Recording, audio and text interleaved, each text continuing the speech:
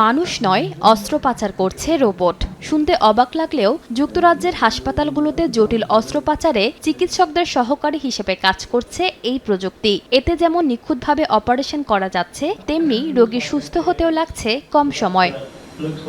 লন্ডনের একটি হাসপাতালে the Vinci 5 robotic surgery system ব্যবহার করে ফুসফুসের ক্যান্সারের অস্ত্রোপচার করেন সার্জন সাশা স্টামেনকোভিচ।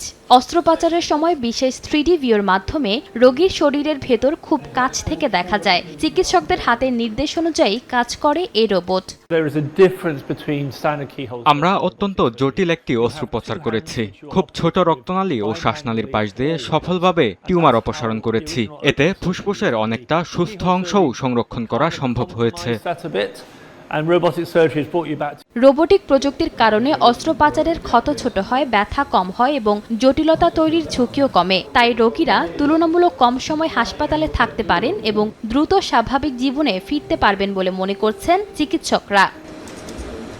যুক্তরাজ্য সরকারের দাবি, 2035 সালের মধ্যে ইংল্যান্ডে হওয়া প্রতি 10টি কিহোল অস্ত্রোপচারের মধ্যে 9টিতেই রোবোটিক প্রযুক্তি ব্যবহার করা হবে। এতে রোগীরা দ্রুত হাসপাতাল ছাড়তে পারবেন, খালি হবে শয্যা আর কমবে দীর্ঘদিনের অপেক্ষমান রোগীর সংখ্যাও। ইশিতা আক্তার, সময় সংবাদ।